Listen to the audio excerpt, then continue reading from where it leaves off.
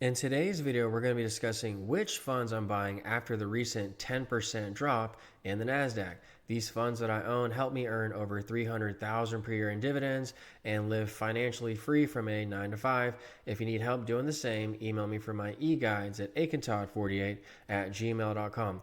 My dividends will be up over $300,000 after the Defiance split is done with IWMY and JEPY. That's why it's not showing their dividends.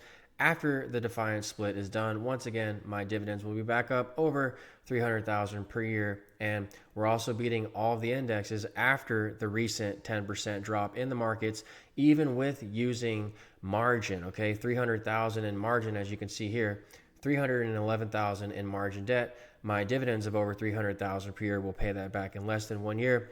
But we're also beating the market with that margin, okay, even after the 10% drop in the NASDAQ, okay? And many of our funds like Yieldmax and Defiance are tied to the NASDAQ. Even Cornerstone, it has a lot of tech in it. So even with our margin, once again, everyone said it can't be done. You have this amount of margin on and you earn this amount of dividends. Well, how are you going to get the performance and how are you going to live financially free from a 9 to 5 after a market drop? Okay, many people said I'd be working at McDonald's after such a drop. But again, we only fell 4 basis points from our recent highs. We were up 27% for the year. Now we're up 23%.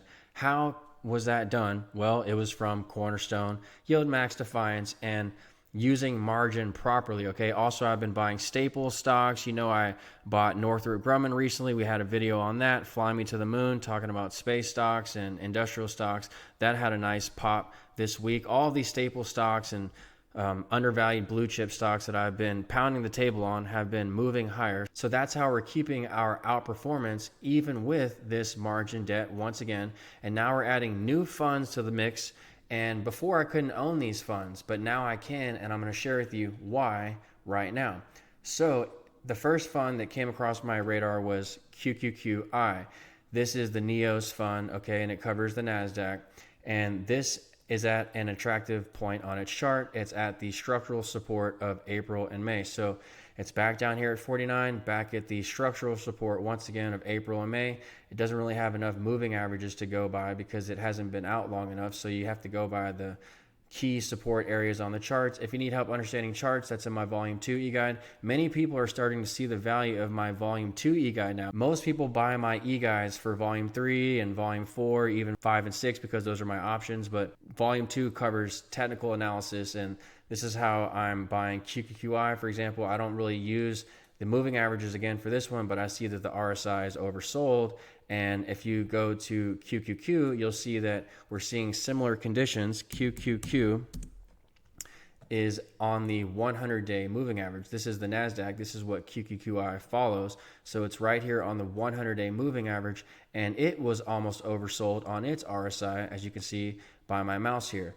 So I'm trying to buy things that are NASDAQ related, but why am I buying QQQI now as opposed to before, okay? Like, why don't I always push QQQI or SPYI? It's because QQQI has 50% maintenance, and it wasn't worth the risk at the highs with 50% maintenance. Now with QQQI being at structural support and QQQ being on the 100-day moving average, owning some QQQI here makes sense even with 50% maintenance.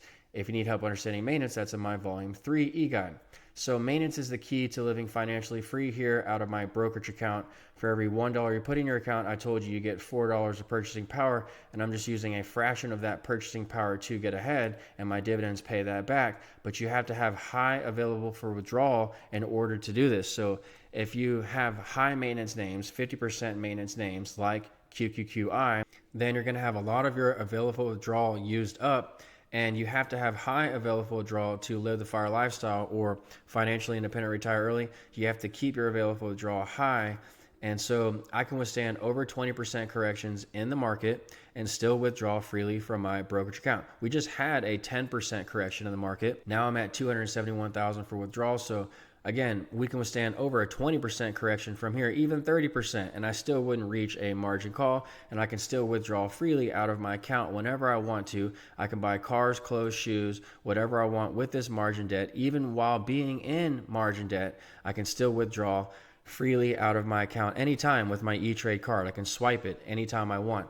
And this debt doesn't show up on a credit check to the banks. This debt, it's low interest. It's around 6% interest, in case you're wondering. Many of my clients who bought my e-guides were able to negotiate their rates down as well. When you buy my e-guides, you get my phone number for life, so just keep that in mind. My interest is low on my margin, and my leverage gets paid back in less than a year because I have over $300,000 per year in dividends, as I was saying before.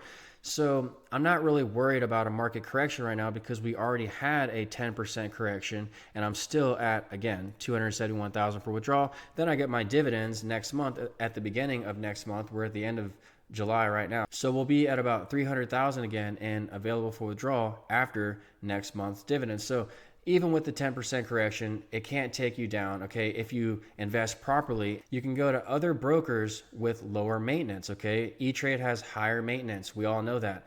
But if you go to other brokers with lower maintenance, just beware, they might not have Cornerstone. Cornerstone is a 5-star fund. It's what I put all of my money in, well, half of my money in. I put 400 grand in Cornerstone, and it moves upward, left, to right here on the chart. But if you look here on an E-Trade chart, you'll see that CRF moves sideways to down. Why is this?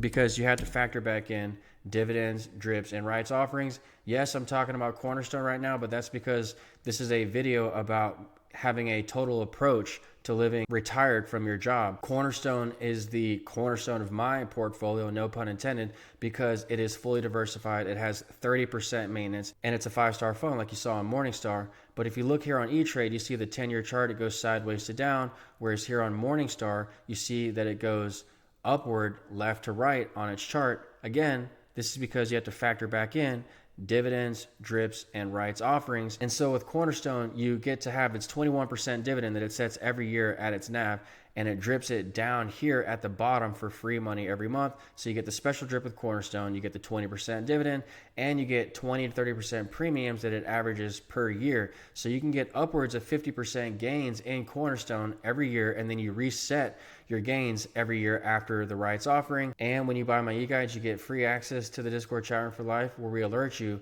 of the Cornerstone rights offering announcement. So if you need help playing Cornerstone, that's in my volume 4 e-guide. And then after you buy my e-guides, I'll send you a free link to this Discord chat room for life, where again, we alert you of the Cornerstone rights offering announcement. We have over 1,000 members in the Discord chat room pursuing the FIRE lifestyle.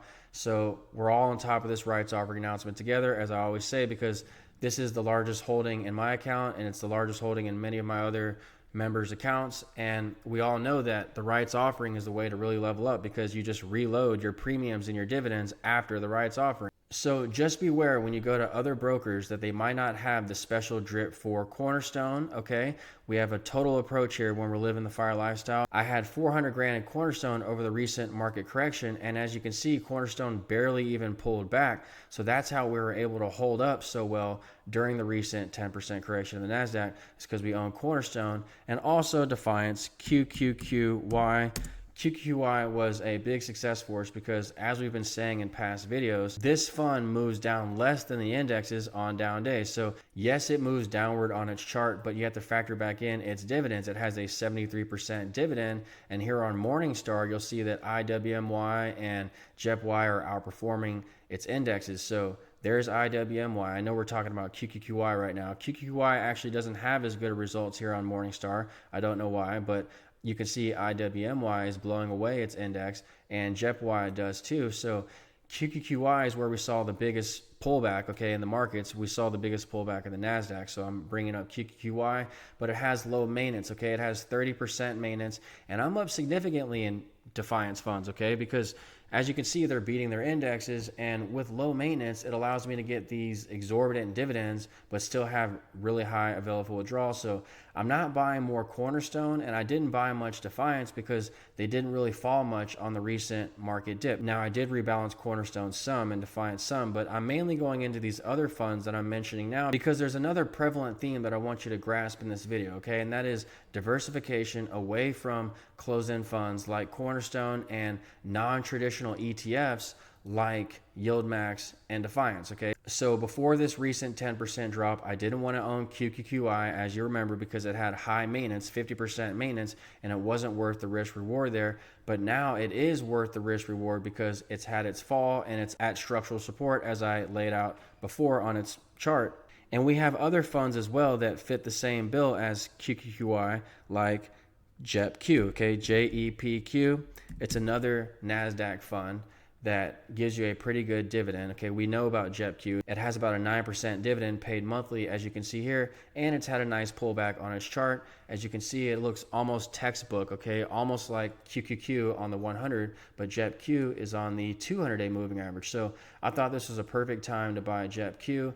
Again, I didn't want to own it before because it had pretty high maintenance. Okay, JEPQ, if you go here to its maintenance, you'll see that it has 50% maintenance. Again, if you need help understanding maintenance, that's in my volume 3 e-guide. So with 50% maintenance at the highs before, it didn't really have an attractive risk reward, but now when it's at the 200-day moving average, its risk reward is much more attractive, and it has a higher dividend down here, 9%, whereas at the highs, it was a much lower yield as well. So that's why I'm adding JEPQ to the mix. Again, it has 50% maintenance. So if you're at E-Trade, be careful. This sucks up half of your equity. And, you know, again, all of my bills are automated out of my account. So I can live freely from a 9-to-5, but I have to be able to withdraw freely and still withstand over 20% market corrections. By the way, I always keep on put options. My put options did very well. We were up over 100% in just one day in our put options, and now they're coming back down to earth. That's okay because the market had a bounce on Friday. That's what they're supposed to do. We're supposed to lose in our put options, but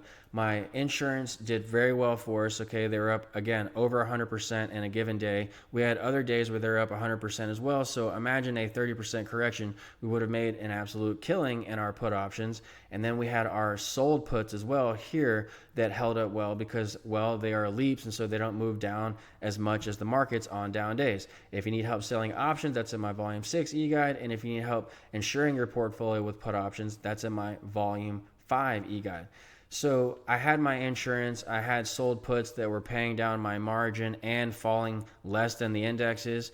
And so that's also what helped us outperform. Now I'm trying to add these other ETFs to the portfolio that, again, had higher maintenance, but are now at attractive risk reward levels where I can take on these kinds of investments without the maintenance hurt me. I sold FEPI on the recent dip, before the recent dip, and now we're buying back FEPI because it has 50% maintenance, as you can see, but a 20% dividend for 50% maintenance, not bad at these lows. At the highs, it wasn't worth it with 50% maintenance. I can just buy Cornerstone with 30% maintenance and still get gains with Cornerstone. FEPI goes sideways, as you can see, but Cornerstone moves upward, left to right before its rights offerings. Again, you just have to play Cornerstone properly. FEPI just goes sideways. Okay, so that's why I don't really like FEPI. All right, 50% maintenance, and it just goes sideways with a 20% yield. Again, you can get the same thing with Cornerstone, and you can drip Cornerstone at its NAV for free money every month. There's no special drip with FEPI or any of these other funds for that matter. So I'm buying more FEPI on the dip. How about SPYI? Okay, this is a crowd favorite. A lot of people try to use SPYI as their anchor at Robinhood because they can't buy Cornerstone at Robinhood, but SPYI, as you can see here, a NEOS fund, it has pulled back to the 200-day moving average once again, okay? The 200-day moving average, the black line. For all my members who bought my e-guides, over 1,000 members who bought my e-guides, again, if you need help understanding these moving averages, that's in my volume 2 e-guide. I don't think anyone ever looks at my volume 2 e-guides. They always want to look at my volume 3 and volume 4 about Cornerstone, but volume 2 has some very helpful information in it, okay? The RSI was oversold here for SPYI, and the MACD looks like it could be setting up for a cross again. So again, refer back to volume 2 if you need help, you know, timing these funds better on your entry and exit points, okay? SPYI, again, the problem with SPYI, 50% maintenance, okay? It's a better risk reward here than it was at the highs. Okay, moving on. How about JEPB, okay? JEPB is a cult favorite, all right? If you go over to Reddit, people love JEPI and Schwab D, okay? JEPI doesn't look as good on its chart. It doesn't have as good of a risk reward. It looks similar to Cornerstone where it didn't have as big of a drawdown, but it still looks somewhat cheap on its chart. And I don't know if it's going to make it back to its old highs, but JEPI, it has a little bit higher maintenance if I remember correctly. It has 35% maintenance and it has only a 7% yield. So I don't really like JEPI either. However, when it has a pullback, I like to buy some of these funds because they give you not only the diversification that you need away from closed-end funds, which again is the big theme of this video, okay? Not only are we talking about which funds to buy on the dip, okay, and it's a very timely video, but also we need to discuss why I'm adding these funds back to the portfolio here, okay? It's not only because of the higher maintenance, and so there's a better risk-reward proposition at these lows with these funds with higher maintenance, but it's also because we need diversification away from closed-end funds that can have a mind of their own, and we also don't know how Yieldmax and Defiance will do, so we have to have these traditional ETFs to help diversify our portfolio. That's also why I've been adding these blue chip stocks to the fold, like Northrop Grumman, like all these staple stocks that I've been mentioning. I'm adding all of them to the portfolio to help offset the risk from Yieldmax and Defiance, because again, they're newer funds. Cornerstone's been around since the 80s, so I'm very comfortable owning Cornerstone. And also, we can't forget about YMAG and YMAX, okay? Yieldmax funds, they are 50% maintenance, but I've been selling all of my Yieldmax stocks because those all went to 100% maintenance, and I bought more of the funds instead. So Yieldmag and Yieldmax, look at the dip we have on Yieldmag here, perfect dip. Looks like, the opportunity of a lifetime to buy some of these Mag 7 stocks, okay, because we had a pullback again to the 100-day moving average. And so I don't know if you're going to see another dip like this for some time now, because yes, we could go lower, and if we did go any lower, that would be a gift, okay? But 10% from the highs, from the all-time highs, after all the history that has happened with the NASDAQ, of all the money that's come into the NASDAQ over its lifetime, it's now down 10%. And if we pull back any more than this, then our put options that we still have on will clean up. And this will just be a gift. I'm going to be buying more of these funds. But we also have high available withdrawal, so we're not worried about the pullback, and our dividends will keep coming in each month, which help us outperform the market. They keep padding our account, adding to our available withdrawal. This gives us our staying power and our cushion to help withstand margin calls and still withdraw freely out of our accounts to live free from a 9 to 5. Okay, if you like the video, click like or subscribe, and I'll talk to you soon, everyone. Thanks.